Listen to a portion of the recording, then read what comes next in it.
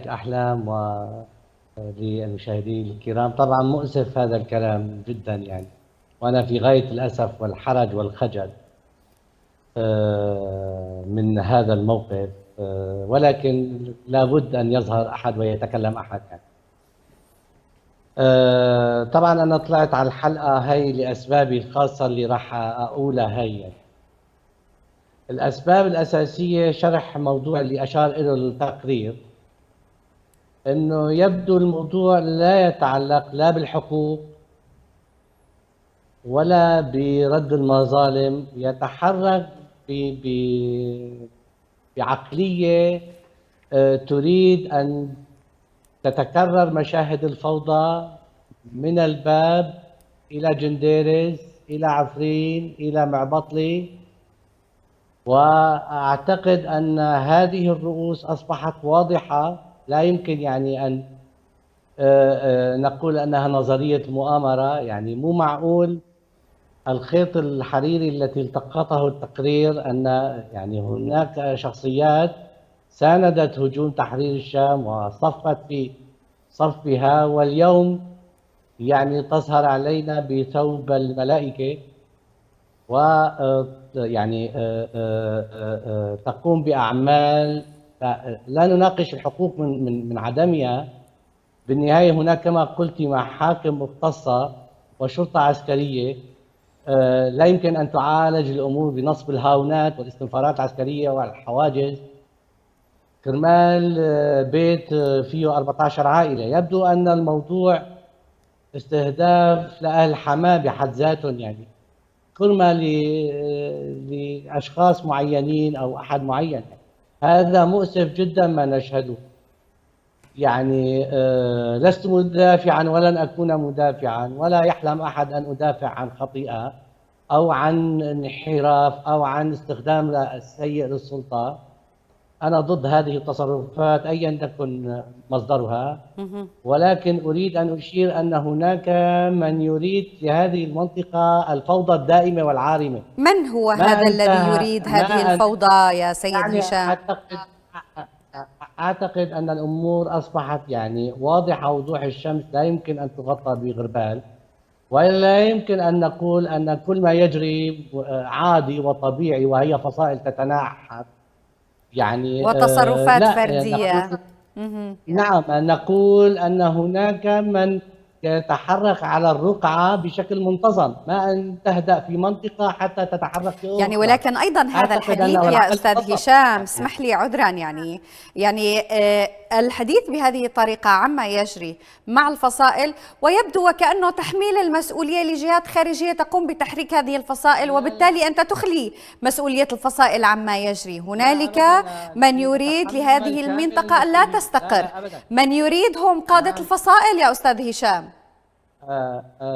سيدة أحلام خلينا نتفق على شغلة. نعم. أولا أنا لا أتنصل أي مسؤولية ونتحمل هذه المسؤولية، وأقول أن هذا فعل معيب وعار ومشين، تتحمل وزارة الدفاع عبء المسؤولية كاملة عن هذا، وهذا قول واضح وصريح أظن. ولكن أقول أن مو معقول أنه هاي المسألة تكون مجرد أحداث عادية تحدث نتيجة الفوضى والتسلط. لا، أنا أريد أن أشير إلى أمر، أن هذا الأمر ليست أحداث عادية. طيب. وليست هي مجرد حوادث تحدث نتيجة فوضى. لا، هناك من يعمل هذه الفوضى ويصيغ تفاصيل هذه الفوضى ويريد تقديم هذه الفوضى. هناك من يساعد هذا الأمر، نعم، هذا قولا واحدا. هناك تراجع في دور وزارة الدفاع في هذا الملف، نعم، وهذا أمر واضح وصريح، ونقول عليكم أن اتخاذ طيب. ما يجب قبل ويلزم. يعني أرغب حقيقة بمناقشة كل تفاصيل ما ذكرت، يعني وخصوصا أنه هنالك فوضى وهنالك من يستثمر بهذه الفوضى، وكأنه الفصائل لا تستثمر بهذه الفوضى ويصنعها. ولكن أرغب بسماع رأي المدون والناشط الإعلامي معتز ناصر الذي ينضم إلينا من الباب. وكانت الباب أيضا شهدت ما شهدته من حوادث اقتتال بين الفصائل سابقا. بداية أهلا بك معتز. يعني ما جرى في معبطلي حقيقة مؤسف، والأستاذ هشام يرى بأنه هنالك من يستهدف الحمويين أيضا، وأنه ما جرى هو بسبب من يستثمر بالفوضى. من يستثمر بالفوضى معتز من عين المكان؟ بيحكم أنه أنت متواجد بمنطقة قريبة. بسم الله، مساء الخير. بداية نشدد على موضوع حرمة اغتصاب العقارات في الإسلام. فأنا أستغرب يعني حقيقة أننا خرجنا لنقول حرية، وخرجنا لكي نحقق هذه الحرية والكرامة والعدالة لكل السوريين. فكيف نقبل يعني من فصائل محسوبة علينا ونحن منها وهي منا أن تمارس نفس الممارسات التي نريدها ونستنكرها من النظام؟ هذا أولا. ثانيا، ما بالك إذا كان اغتصاب العقارات سينتج أيضا فتنا مناطقية وفتنا مجتمعية تمزق النسيج المجتمعي السوري الممزق أساسا ما بين مهجر وما بين مالك أصلي للمنطقة أو سكن أصلي للمنطقة، ما بين عرقية وعرقية معينة. هذا أولا. ثانيا، للأسف يعني هذه التجاوزات باتت يعني سمة عامة على كثير من فصائل الجيش الوطني، ولن أقول الجميع، وهي ترجعنا بالضرورة إلى يوم تحرير عفرين. يعني يومها رأينا من الانتهاكات في تحرير عفرين ما يشب لهوله الولدان، وما الثورة منه حقيقة براء. وهذه الانتهاكات للأسف يعني البعض يقول أنها كانت ممنهجة. إذا أنا أقبل مثلا بأن هناك تحدث تجاوزات، لنفترض أول شهر من تحرير عفرين أو ثاني شهر أو أول عام أو بعد عامين من تحرير عفرين، لكن اليوم تحرير عفرين مضى عليه أكثر من 5 سنوات. هل يعقل مظلومية كهذا يمضي عليها 5 سنوات دون أن تعاد الحقوق لأصحابها؟ ثم أنه يعني جوابا على سؤال حضرتك أنه هناك من يصنع الفوضى أو يستثمر الفوضى، أنا أقول أن عامل يعني الأعداء وعامل التربص وعامل المؤامرات والدسائس لم يتوقف على مدار التاريخ، لا لأي إنسان ولا لأي قومية ولا لأي جهة ولا لأي دولة. هناك دائما خصم يتربص بأخطائه. إذا أنا لماذا أخطئ؟ يعني لنتفق جدلا أن هناك فعلا من يريد يعني إثارة الفتنة في المنطقة ومن يريد تفشيل الجيش الوطني في المنطقة، لكن هذه الجهة أو هذا الشخص أو هذه الدولة اعتمدت على وقائع حقيقية موجودة على الأرض. وطالما أن الجيش الوطني يكشف هذه المؤامرة فالأولى أن يكون أكثر نباهة بأن لا يرتكب أخطاء، أو على الأقل أن يعيد يعني الحق إلى أهله وأن يعيد الحق يعني إلى من يستحقه. أما يعني فقط نقول أو نرمي بالمسؤولية على عاتق أن هناك من يصنع الفوضى وهناك من يستثمر يعني بالفوضى. هو عندي سؤال حقيقة أمام كل ما يجري على الأرض معتز، هل يخفى على قادة الجيش الوطني وعلى العناصر وعلى الفصائل المتواجدة بأنه هنالك من يتربص بهم؟ لا، يبدو أنه لا يخفى، لكن ما يخفى عليهم أنهم يرتكبون الأخطاء ولا يقومون بأي إصلاح. يعني طالما نحن كاشفين أنه في عم يتربص فينا الجولاني وعم يتربص فينا النظام وعم يتربص فينا حزب الله وعم تتربص فينا روسيا وإيران والدول هيك، طيب معناتها الحل البسيط والسريع والنافع والعاجل أني أنا ما أخطئ، وأني أنا إذا أخطأت أبادر لتصحيح خطأي بكل شجاعة وبكل حسم. أما أنا والله أرتكب أخطاء وأنا أسيء لنفسي وأسيء للناس أو للجهة اللي أنا بمثلها ولا القيم اللي أنا بمثلها، ثم يعني أظن أن عدوي لن يستغل هذا الخطأ، فحقيقة يعني عدوي سيكون غبي مثلي إن لم يستغل أخطائي كما أنا أستغل أخطائه. فما بالك إن كانت هذه الأخطاء قائمة على مظلومية حقيقية تعاكس وتصادم تماما المبادئ التي أنا أتحدث بها والمبادئ التي أنا أنظر بها عبر وسائل التواصل الاجتماعي. نعم، دعونا نستمع معا لأبو حيدر عفر، وهو مسؤول العلاقات في ميليشيا العمشات، في هذه الصوتية. مشان أنا أرد على الناس اللي عم تتهمنا نحن بفرق السلطان سليمان شاه بمدينة معبطلي إني عم نهجر الناس أو عم نطلب البيوت من الناس. هاي بعثت لك أنا الفيديو. هدول أصحابين البيوت يا عمي، هدول أصحابين المظالم، هدول الناس اللي راحت اشتكت عند الشرطة المدنية واشتكت عند فصيلنا اللي موجود في المنطقة هنيك. نحن بعمرنا لا هجرنا حدا، لأني نحن ذقنا ظلم التهجير وما منريد أي عائلة تتهجر، بس لكن كمان ما منريد نظلم أي عائلة أصحابين ملك وفي مين ياخذ لهم ملكهم. ما هيك؟ هدول الجماعة رايحين مشتكيين عند الشرطة المدنية ومشتكيين عند الشرطة العسكرية ومشتكيين يعني بدهم بيوتهم، والفصيل الموجود في المنطقة هو سليمان شاه، هو المستلم المنطقة هنيك ولا هو هجروا. وهدول الناس هن اللي عم يساووا مشاكل في معبطلي. يعني في تقريبا أكثر من 50 عائلة لأخوتنا الحومية ما حدا جاي يمون. معبطلي فيها من جميع المحافظات ساكنة، واسألوا أهل معبطلي، يعني فيكم تبعتوا ناس وتسألوا هنيك هل في ظلم في معبطلي؟ ليش من بين هالناس المهجرين كلها إلا هالكم عائلة اللي هن عم يساووا المشاكل في المنطقة؟ عرفت شلون؟ وبالأخير نحن أولا وآخرا كلاتنا أخوة، ما مريد الظلم، نحن تهجرنا بس ما مريد كمان أصحابين المنازل اللي بيركي هنيك ما بيقدروا يجوا على بيوتهم، ما بخلوهم يجوا على بيوتهم، ما بيعطوهم بيوتهم، ما بيعطوهم حقهم. أستاذ هشام، البعض يعني قد ينظر إلى هذه الصوتية بطريقة أنه ما شافوهم عم يسرقوا، شافوهم عم يتقاسموا أو شافوهم عم يتحاسبوا.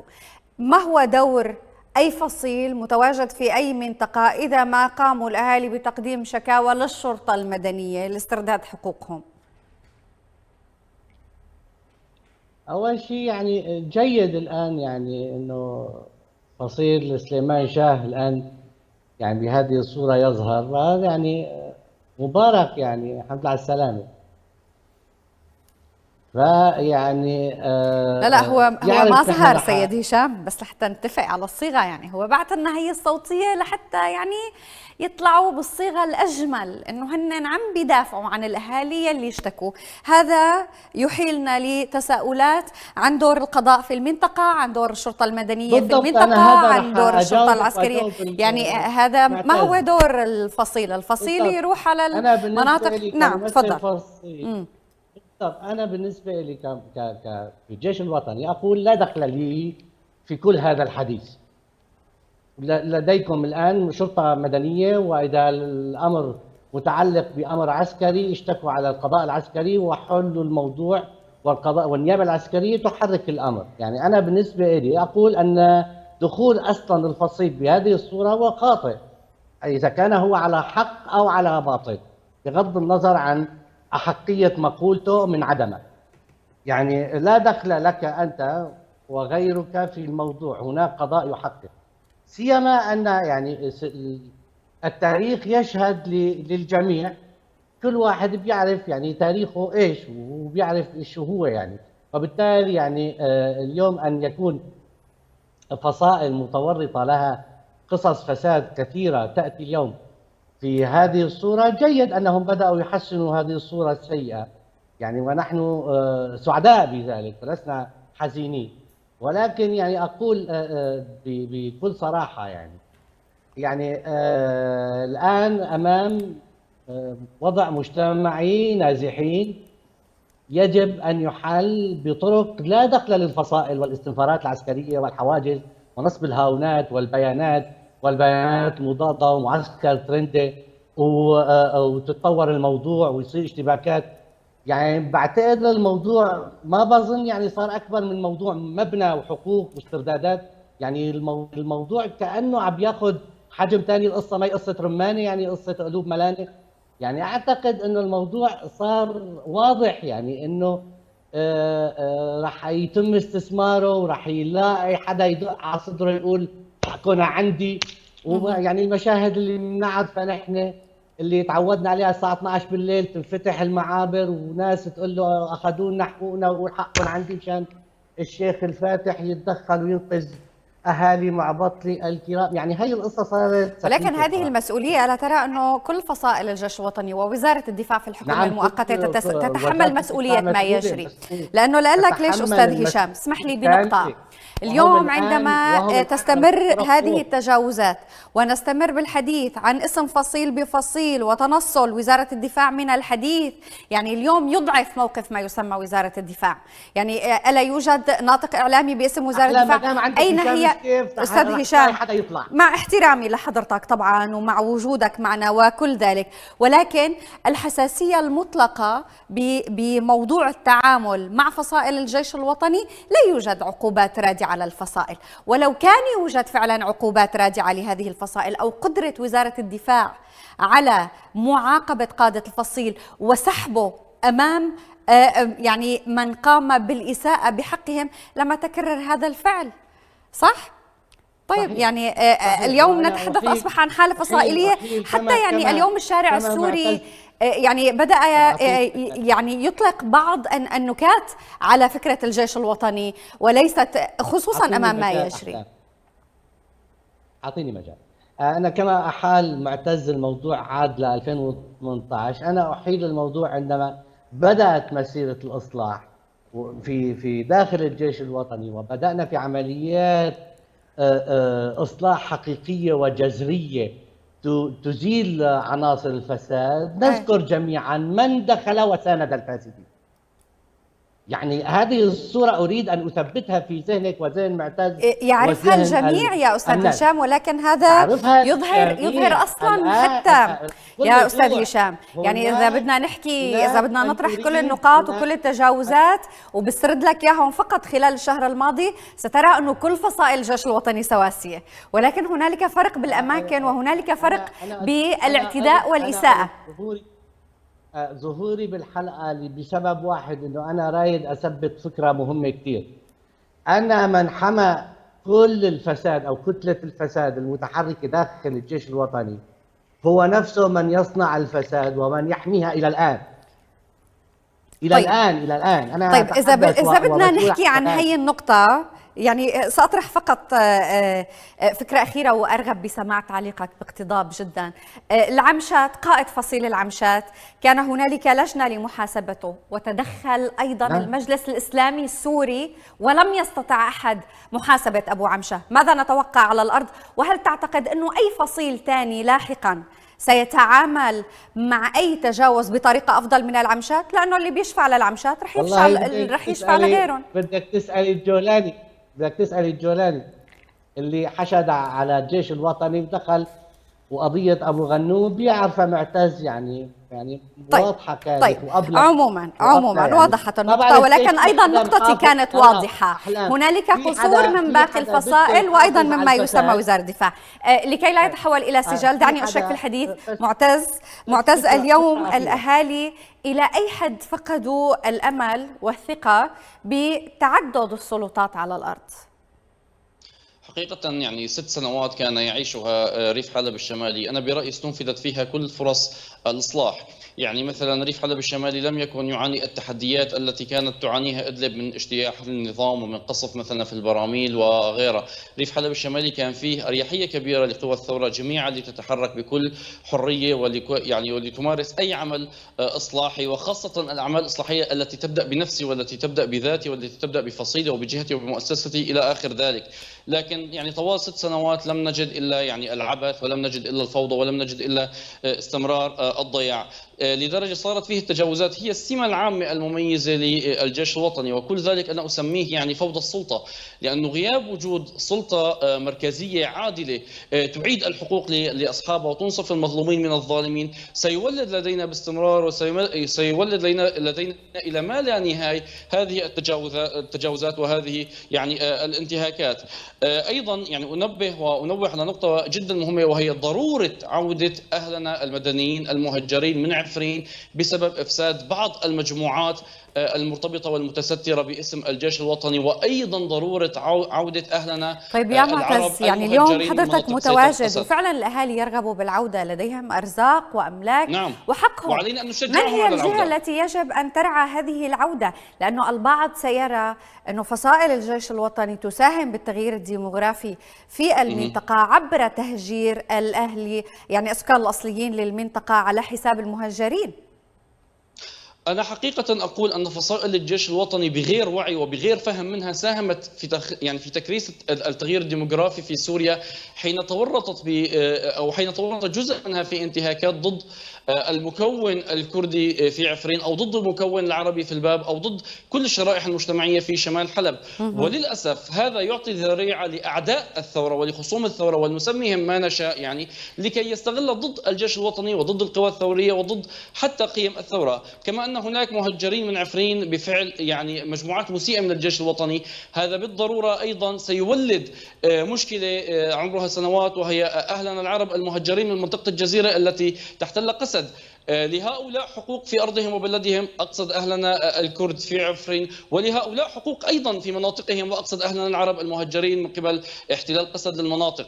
من الخطر جدا أن ننشئ جنديا مرتزقا أو جنديا مجرم حرب لا يمتلك أي رصيد ديني أو أي رصيد أخلاقي أو أي رصيد قيمي، يعني يمارس ما يشاء من انتهاكات فقط لأنه يعني يحمل السلاح. أنا أنزعج جدا من وصف فصائل الجيش الوطني بالميليشيات، لكن حقيقة أنزعج أكثر من هذه الفصائل التي تعطي بانتهاكاتها وبعبثيتها وبغياب المشروع لديها وبغياب المحاسبة والمسؤولية، تعطي ذريعة لكل من يريد أن يصفها بالميليشيات أن يصفها بذلك. أنا أقول يعني أن مسيرة الإصلاح تبدأ بنفسي. ما الذي كان يمنع مثالا الفيلق الثالث من أن يعيد الحقوق لأهلها في معبطلة قبل أن يتدخل الجولاني وقبل أن يأتي فصيل العمشات ليزود على الفيلق الثالث بموضوع الحقوق وأهلها؟ إذا حينما أريد أن أصلح، الأفضل أن أبدأ بنفسي. تتكون لدي كتلة صلبة للإصلاح أنطلق من خلالها لكي أصلح في باقي المفاصل. أنا هنا لا أتفه ولا أقلل من حجم أي محاولة أو أي مسيرة للإصلاح، لكن ما أود أن نكون واعين تماما، يعني أن نهرب من مسؤوليتنا وأن نهرب من أخطائنا ونلقيها على الجولاني أو نلقيها على أطراف أخرى. الجولاني يتربص وهناك أيدي تعبث والدول تريدنا أن نفشل. كل ذلك سأسلم جدلا بصحته، لكن الأهم من ذلك كله هو أننا نخطئ ولا نريد أن نعترف بأننا نخطئ ولا نريد إصلاح الخطأ. حينما نخطئ ونرفض الاعتراف بأننا نخطئ ونرفض إصلاح الخطأ، حينها سيستغل الجولاني الأمر وستستغل الدول الأمر وسيستغل النظام الأمر وستستغل قسد الأمر، ونكون نحن الخاسر الأكبر. الخاسر الأكبر لأننا خسرنا أنفسنا وذواتنا وكرامتنا وقيمنا الثورية وخسرنا حاضنتنا الثورية، والخاسر الأكبر لأننا خسرنا معركة المواجهة مع خصومنا الآخرين. نعم أستاذ هشام، يعني مؤخرا بمتابعتنا لما يجري مع ميليشيا الجيش الوطني نلاحظ نقطة مهمة جدا، أنه كل الناشطين المتواجدين على الأرض يعني يرغبوا فعلا بالإيمان بمسيرة إصلاح الجيش الوطني، والكثير منهم على شاشة أورينت يعترض على تسميتها بالميليشيا، ناسين بأنه عندما تم تأسيس الجيش الوطني أورينت كانت أول من دعم تأسيس هذه الفكرة، إلى أن بدأ سلوك ميليشياوي يظهر على الأرض، فنحن نسمي الأشياء بمسمياتها. اليوم ما يجري بين الأحرار وبين العمشات هو أشبه بحرب العصابات على حساب المدنيين، وبالتالي هي مجموعة مسلحة غير منضبطة، وهذا يسمى علميا بكل الكتب هو ميليشيا، لا نسميه جيش وطني، إلى أن يعني نرى كل المظلة تجمع الجميع، كل الفصائل على قلب رجل واحد. يعني بالضرورة سنجبر حقيقة، هذا الجيش سيجبر كل وسائل الإعلام على التعامل معه كجيش. بالحديث عن مسيرة إصلاح الجيش الوطني، إلى أي حد هذه الإساءات للمدنيين هي قابلة للإصلاح؟ هي قادرة فعلا، قادرة فصائل الجيش الوطني على تلافيها وإعطاء كل سلطة مكانها وبالتالي تنظيم الصفوف؟ أحلام، خليني أرجع بالماضي. يعني أنا بمتلك على الموضوع التهجير، يعني خصصت الحموية في الموضوع، لأنه هدول الجماعة نفسهم هن في حدا ثاني ركبوا الباصات الخضر من قلب خان شيخون وأحرار الشام، من ركبوا في مجموعة مسلحة قامت بتهجير قسرا وهجروها للشمال، هن من النظام. فتاريخ التهجير القسري لهي المجموعة مليء بأشياء يندى لها الجبين. الآن سوف أسير معك في مسيرة إصلاح. أريد أن أركز على أمر. هناك من يرى أن رؤوس الفساد بتلزمه، فلازم يحافظ عليها. هذا اللي عم بيشوفه، يعني أنا هذا اللي عم بركز عليه. يعني كل ما أجى الجيش الوطني ليحاول يعمل عمليات إصلاح جذرية مثل ما قال معتز، وعم بقول لي ما الذي يمنع كان الفيلق الثالث، فبعتقد يعني هو آخر الناس اللي بيقول ما الذي يمنع. يعني خضنا حرب ضروس على ما أعتقد معتز، دفعنا فيها دماء شبابنا، يعني كرمال انه نحن نعيد التوازن ونصحح المسارات. ولكن هناك من يريد ان يبقى الفساد على ما هو كي يبقى يعني دائما ما تشير الى انه هناك من يريد. من هو الذي يريد؟ يعني لماذا لا تتجه يا أخي فصائل علنا الجيش هذا الوطني الأمر لا. يا سيد هشام؟ يعني يا إذا أخي. اليوم أنتم بتعرفوا هنالك من يريد وتعرفوا من هذا الذي يريد، ولدينا كل هذه الفصائل المتواجدة في الشمال، لتذهب إلى هذا الشخص الذي يستثمر. يعني بالنسبة لليوم اللي متواجد والذي يتابع، يا أما هنالك قصور وعجز حقيقي لهذه الفصائل، يا أما هنالك أيضا مصالح لهذه الفصائل لإبقاء من يريد. بصراحة أنا ما يعني أنا خليني أكون واضح، أنا هون لا أتورط في تبرير ولا راح أبرر، أنا هون حتى أوضح موضوع مهم جدا كان غايب عن الناس أو ما بعرف إذا غايب أو لا، أنه في كل ما أردنا التحرك بهذا الاتجاه هناك من يتحرك باتجاه معاكس لتثبيت الفوضى ليثبت هذا الأمر. صحيح. يعني اليوم بالباب بيعرف معتز تم إلقاء القبض على أحد كبار تجار المخدرات بالتعاون مع الشرطة العسكرية. طبعا هذا واجب، وهذا واجبنا نقوم به. الآن نريد أن نتحرك أكثر، ولكن هناك هذه الأسماء أنا أعتقد أن وأوافق معتز بهذه النقطة وأوافقك أنت بهذه النقطة. الآن وزارة الدفاع والحكومة المؤقتة عليها تحدي كبير بهذا الموضوع. يجب التحرك، يجب منع هذا الأمر، لا دخل للفصائل العسكرية في الأمور المدنية. طبعا إذا كان الموضوع سيتحرك أحد في هناك شرطة العسكرية، لماذا تحدث استنفارات؟ نعم. لماذا تنصب الحواجز؟ لماذا تتحرك قوات على دارة عزة وتتأهب؟ نعم. لماذا يطلب مغادرة يستهدف معسكر محدد، معسكر ترندي؟ إذا الأمر لا يتعلق بمجرد مبنى، يعني المبنى صحيح. وسيلة وذريعة ممكن تستخدم كما استخدمت جريمة جنديرز. طيب أستاذ هشام، يعني يجب أن نوضح أن كل هذه الأسئلة هي غيرة على هذه المناطق ورغبة حقيقية بالإصلاح ضمن فصائل الجيش الوطني. وشكرا فعلا لمشاركتك، لأنه اليوم يعني الوجوه النبيلة الشجاعة قليل ما تظهر أمام إساءة الفصائل المتكررة، وهي يعني لا تخفي الشمس بغربال كما نقول دائما. شكرا جزيلا لك هشام سكيف القيادي في الجيش الوطني، كنت معنا من غازي عنتاب. أشكر أيضا المدون والناشط الإعلامي معتز ناصر، كان معنا من مدينة الباب. بهذا مشاهدينا نصل إلى ختام هذه الحلقة من هنا سوريا، بأمان الله.